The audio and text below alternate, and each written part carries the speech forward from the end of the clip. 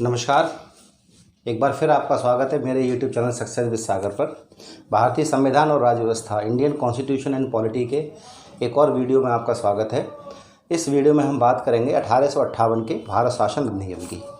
देखिएगा, मैंने आपको पिछले वीडियोज़ में बताया कि 1764 के बक्सर के युद्ध के बाद अंग्रेज़ों का सीधे रूप से शासन भारत में शुरू हो जाता है और इस क्रम में ब्रिटिश की संसद, इंग्लैंड की जो संसद है, वो भारत में ईस्ट इंडिया कंपनी के शासन कार्यों को नियंत्रित करने के लिए, यानी कि भारत में शासन ईस्ट इंडिया कंपनी कर रही है लेकिन उसके कामों को नियंत्रण कौन कर रहा है? ब्रिटेन की संसद। तो वहाँ से एक्ट बन के आते थे और उन एक्टों के आधार पर ईस्ट इंडिया कंपनियाँ शासन करती थी। इस क्रम में सबसे पहला एक्ट आपने देखा 1773 का रेगुलेटिंग एक्ट। उसके बाद आपने देखा 1781 का एक्ट ऑफ सेटलमेंट। उसके बाद 1784 का पिट्स इंडिया एक्ट, 1786 का अधिनियम, 1793 का पहला चार्टर एक्ट, 1793 के पहले चार्टर एक्ट, 1813 का दूसरा चार्टर एक्ट, 1833 का तीसरा चार्टर एक्ट और 1853 का चौथा चार्टर एक्ट। देखिएगा, प्रत्येक चार्टर एक्ट में एक खास बात थी कि हर चार्टर एक्ट में ईस्ट इंडिया कंपनी के शासन को अगले 20 सालों के लिए बढ़ा दिया जाता था कि आप अगले 20 साल तक शासन और करिए।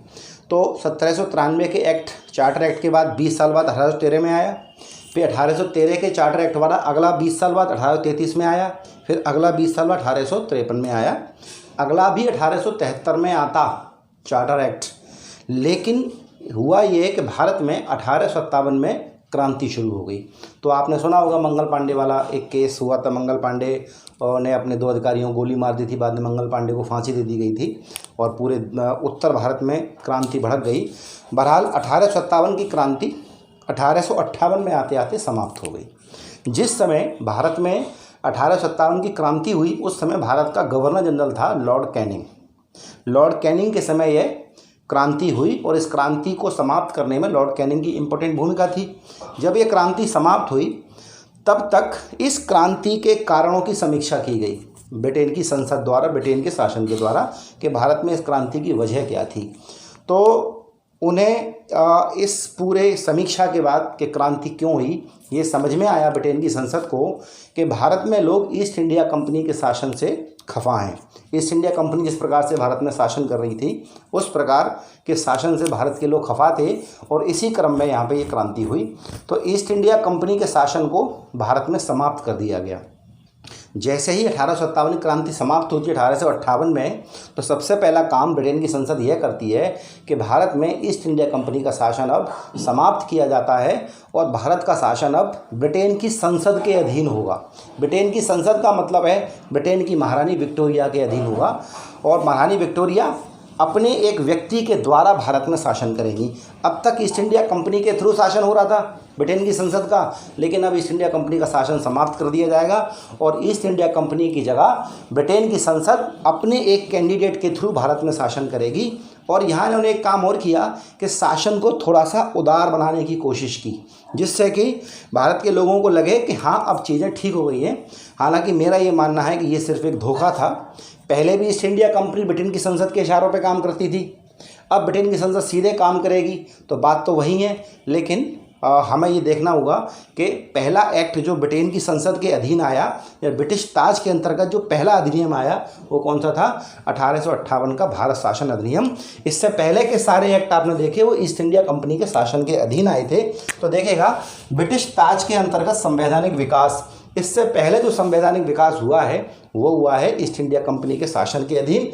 तो 1857 की क्रांति के बाद ब्रिटिश शासन ने भारत में ईस्ट इंडिया कंपनी का शासन समाप्त करके भारत के शासन को महारानी विक्टोरिया के अधीन कर दिया कि भारत का शासन अब महारानी विक्टोरिया खुद देखेंगी अपने किसी कैंडिडेट के थ्रू। इसके बाद भारत में संवैधानिक विकास ब्रिटिश ताज के अंतर्गत हुआ। इससे पहले संवैधानिक विकास किसके अंतर्गत हो रहा था? ईस्ट इंडिया कंपनी के अंतर्गत हो रहा था। लेकिन अब 1858 से लेके 1947 आज़ादी मिलने तक जितने भी संवैधानिक अधिनियम आएंगे वो सब किसके अंतर्गत आएंगे? किसके? ब्रिटिश ताज के अंतर्गत आएंगे। ये साफ आपके सामने लिखा हुआ है कि इसके बाद 1858 में क्रांति और समाप्त हो गई है। उसके बाद भारत में संवैधानिक विकास ब्रिटिश ताज के अंतर्गत हुआ, जिनमें पहला अधिनियम 1858 में आया। सबसे पहला अधिनियम 1858 में आया। देखते हैं इसके प्रावधान। भारत शासन अधिनियम 1858। सबसे पहला काम, भारत का शासन महारानी विक्टोरिया के अधीन कर दिया गया। पहला काम ये कर दिया गया कि ब्रिटेन का जो महारानी थी विक्टोरिया, उसके अंडर में भारत का शासन कर दिया। दूसरा काम, गवर्नर जनरल का पदनाम चेंज करके कर दिया वायसरॉय। अब तक जो पद था वो था गवर्नर जनरल। हमने 1773 के रेगुलेटिंग एक्ट के द्वारा देखा था कि बंगाल के गवर्नर को गवर्नर जनरल बनाया गया था, और सबसे पहले बंगाल के गवर्नर जनरल बने थे लॉर्ड वॉरेन हेस्टिंग्स। उसके बाद 1833 के चार्टर एक्ट के द्वारा हमने देखा था कि बंगाल के गवर्नर जनरल को भारत का गवर्नर जनरल कहा जाने लगा था, और पहले भारत के गवर्नर जनरल बने थे लॉर्ड विलियम बेंटिक। अब 1858 के अधिनियम ने गवर्नर जनरल का पद खत्म करके उसका नाम रख दिया वायसरॉय। और वायसरॉय कौन था? भारत में ब्रिटिश शासन का प्रत्यक्ष प्रतिनिधि, यानी कि गवर्नर जनरल का पद समाप्त, उस पद का नाम चेंज कर दिया, नाम रख दिया वायसरॉय। और वायसरॉय कौन था? भारत में ब्रिटेन की सरकार का प्रत्यक्ष प्रतिनिधि, है ना, एक डायरेक्ट एक बंदा वहाँ का यहाँ बैठा दिया, जिसका नाम रख दिया वायसरॉय। और लॉर्ड कैनिंग पहले वायसरॉय बने। लॉर्ड कैनिंग अगर आपसे पूछा जाता है कि अंतिम गवर्नर जनरल कौन था, तो भी लॉर्ड कैनिंग थे, क्योंकि लॉर्ड कैनिंग गवर्नर जनरल के समय ही क्रांति हुई, और जब क्रांति समाप्त हुई तो लॉर्ड कैनिंग को चेंज करके क्या कर दिया, नाम वायसरॉय कर दिया। तो लॉर्ड कैनिंग पहले वायसरॉय थे और अंतिम गवर्नर जनरल थे। तो ध्यान रखिएगा, लॉर्ड कैनिंग प्रथम वायसरॉय बने। क्या नाम दिया इनको? The viceroy of India. Mughal सम्राट का पद समाप्त कर दिया। मुगल सम्राट का पद समाप्त कर दिया। आपको पता होना चाहिए, हालांकि जब मैं आपको इतिहास पढ़ाऊंगा तब ये सारी बातें बताऊंगा, कि जिस समय 1857 की क्रांति हुई उस समय मुगल सम्राट कौन थे? बहादुर शाह जफ़र। बहादुर शाह जफ़र को अरेस्ट करके रंगून भेज दिया गया था, वहाँ उनकी बाद में डेथ हो गई थी। तो अंग्रेज़ों ने क्या किया? अंग्रेज़ों को लगा कि मुग़ल सम्राट का पद अगर बना रहेगा तो भविष्य में दोबारा कहीं ऐसी क्रांति ना हो जाए, तो उन्होंने मुग़ल सम्राट का पद समाप्त कर दिया। इसके अलावा बहुत इंपॉर्टेंट काम क्या किया, मैं आपको इससे पहले बता चुका हूँ कि 1773 के रेगुलेटिंग एक्ट द्वारा एक संस्था बनाई थी, कोर्ट ऑफ डायरेक्टर्स। इंग्लैंड में संस्था बनाई थी कोर्ट ऑफ डायरेक्टर्स 1773 के रेगुलेटिंग एक्ट द्वारा। इसके अलावा 1784 के पिट्स इंडिया एक्ट द्वारा बोर्ड ऑफ कंट्रोल बनाया गया था कंपनी के कार्यों को देखने के लिए। ये सब आपको पता होगा। अगर आप पहली बार ये वीडियो देख रहे हैं तो इससे पहले प्लेलिस्ट में सारे वीडियो देख लें, आपको सारी चीज़ें शीशे की तरह साफ हो जाएंगी। ये दोनों संस्थाएं थीं। हालांकि 73 में संस्था एक और बनी थी, कोर्ट ऑफ प्रोपराइटर। आपको पता होगा 1774 के रेगुलेटिंग एक्ट द्वारा दो संस्थाएं बनी थी, कोर्ट ऑफ डायरेक्टर निदेशक मंडल और स्वतत्वधारी मंडल, जिसका नाम था कोर्ट ऑफ प्रोपराइटर। तो इस एक्ट ने 1858 के एक्ट ने क्या किया, इन दोनों संस्थाओं को, इसको जो 1773 में बनी थी और 1784 के पिट्स इंडिया एक्ट द्वारा बोर्ड ऑफ कंट्रोल के द्वारा बनी थी, इन दोनों को समाप्त कर दिया। इनकी सारी शक्तियां एक नए बंदे को दे दी, जिसका नाम रख दिया भारत सचिव। भारत सचिव नाम का एक नया पद बनाया गया और इन दोनों की शक्तियां इस सचिव को दे दी गई। देखिएगा, कोर्ट ऑफ डायरेक्टर 1773 में गठित तथा नियंत्रक मंडल, है ना, बोर्ड ऑफ कंट्रोल 1784 में गठित। आपने पुराने वीडियो देखे तो आपको पता होगा इन दोनों गठन इन सन में हुआ है। को समाप्त करके उनके समस्त अधिकार किसे दे दिए? ब्रिटिश मंत्रिमंडल के एक मेंबर को, जिसे भारत का राज्य सचिव पद नाम दिया गया। भारत का राज्य सचिव, secretary of state for India. यानी कि बोर्ड ऑफ कंट्रोल और कोर्ट ऑफ डायरेक्टर, निदेशक मंडल और नियंत्रक मंडल, इन दोनों को समाप्त किया गया। इनकी शक्तियां कैसे दी गई? ब्रिटेन की संसद में, ब्रिटेन का जो मंत्रिमंडल है, ब्रिटेन की सरकार में जो मंत्री हैं, उनमें से एक मंत्री को ये जिम्मेदारी दी गई कि आप भारत के राज्य सचिव होंगे, आप भारत का सारा काम देखेंगे और इन दोनों बोर्ड की शक्तियां आपको दी जाती हैं। तो एक नया पद बनाया। इससे पहले क्या किया गया था, गवर्नर जनरल का नाम चेंज कर दिया था वायसरॉय, और लॉर्ड कैनिंग पहले वायसरॉय बने, जबकि इन दो बोर्ड को समाप्त करके एक नया पद बनाया, क्या, भारत का राज्य सचिव। और ये बनाया किसको? ब्रिटिश मंत्रिमंडल के एक सदस्य को, इसका मतलब है ब्रिटेन के एक मंत्री को, है ना। जैसे भारत में मंत्री होते हैं, तो मंत्री का मतलब क्या, मंत्रिमंडल का सदस्य तो मंत्री होगा ना। तो ब्रिटेन के एक मंत्री को भारत का राज्य सचिव बनाया, उसको इन दोनों बोर्ड की शक्तियां दी गई। और लॉर्ड स्टैनले, इंपॉर्टेंट है, ध्यान रखिएगा, लॉर्ड स्टैनले प्रथम भारत राज्य सचिव बने। Secretary of state for India कौन, भारत के राज्य सचिव पहले कौन बने, लॉर्ड स्टैनले। किस अधिनियम के द्वारा, 1858 के भारत शासन अधिनियम द्वारा। अब देखिएगा, अब तक आपको पता था कि गवर्नर जनरल को शासन के कार्यों में सहायता देने के लिए परिषद होती थी ना, कि पहले 4 मेंबर थे, फिर 3 किए, फिर 4 कर दिए, फिर 6 कर दिए, फिर 12 कर दिए, सब आप पहले पढ़ चुके हैं। अब भारत के राज्य सचिव को परामर्श एवं शासन कार्यों में सहायता देने के लिए, इससे पहले गवर्नर जनरल को मिलती थी परिषद, लेकिन अब गवर्नर जनरल का नाम कौन कर दिया, वायसरॉय, और नया पद बना दिया भारत का राज्य सचिव। और उस राज्य सचिव पहले कौन बने, लॉर्ड स्टैनले। और स्टैनले साहब को 15 मेंबर की एक टीम दी गई, जिसका नाम रख दिया भारत परिषद। पूछा जाता है कि भारत परिषद का गठन कब किया गया, तो 1858 के भारत शासन अधिनियम द्वारा। कितने मेंबर थे स्टार्टिंग में, 15 मेंबर थे। इनका काम क्या था, भारत के राज्य सचिव को शासन के कार्यों में परामर्श देना, सलाह देना और सहायता करना। तो देखो साफ साफ लिखा है कि भारत के राज्य सचिव को परामर्श व शासन कार्यों में सहायता देने के लिए 15 सदस्यीय भारत परिषद गठन किया गया। अब ये 15 मेंबर भारत परिषद के और राज्य सचिव, टोटल 16 लोगों की सैलरी भारत के राजस्व से दी जाती थी। यानी कि सरकार को, अंग्रेजी हुकूमत को जो इंडिया से टैक्स प्राप्त होता था, उसमें से इनकी सैलरी 16 लोगों की दी जाती थी।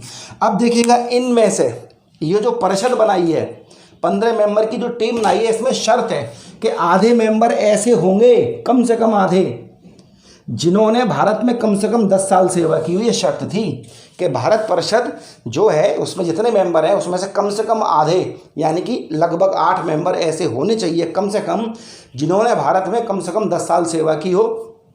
इसके पीछे उद्देश्य ये था कि भारत परिषद में ऐसे लोगों को शामिल किया जाए जिन्हें भारत में कार्य करने का अनुभव हो। तो ये शर्त थी। इसके अलावा देखिए, जो भारत का राज्य सचिव है, अब सारे कामों की जिम्मेदारी उस पर है। वो अपने कार्यों के लिए किसके प्रति उत्तरदायी था, ब्रिटेन की संसद के प्रति। यानी कि भारत में जो भी काम होंगे वो भारत का राज्य सचिव करेगा। उसकी सलाह के लिए 15 मेंबर की टीम दे दी भारत परिषद।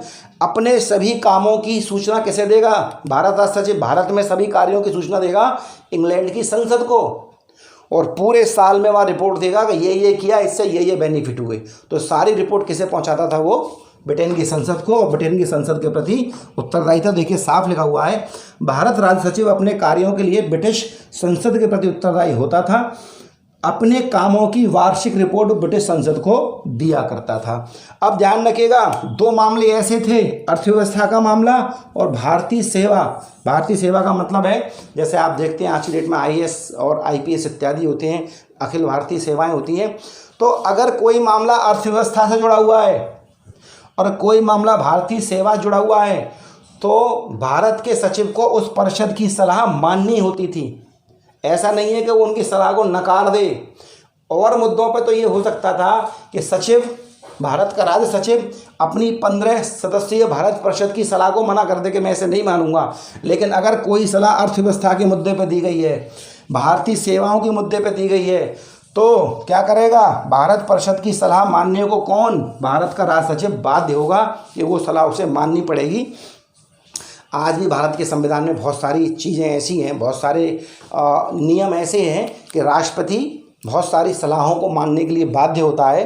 तो ये चर्चा हम आगे करेंगे, तो आपको तब समझ में आएगा कि पुराने अधिनियम थे, उनसे काफ़ी चीज़ें आज भी हमारे संविधान में हैं। तो याद रखिएगा, पहला काम, मुगल सम्राट का पद समाप्त कर दिया, भारत का शासन महारानी विक्टोरिया के अधीन कर दिया, गवर्नर जनरल का नाम चेंज कर दिया, क्या कर दिया, वॉयसरॉय।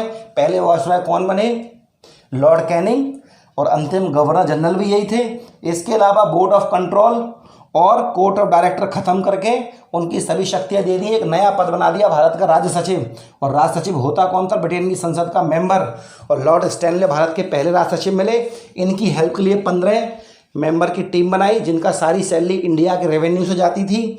इन सदस्यों में आधे परिषद के आधे सदस्य ऐसे होने चाहिए थे, ये शर्त थी, जिन्हें भारत में 10 साल सेवा का अनुभव हो। इसके अलावा ब्रिटेन की संसद के प्रति उत्तरदायिता सचिव, भारत का राज्य सचिव जो था वो अपने कार्यों के लिए जवाबदेह था किसके प्रति, ब्रिटेन की संसद के प्रति, और अपने वार्षिक कार्यों की रिपोर्ट ब्रिटेन की संसद में दिया करता था।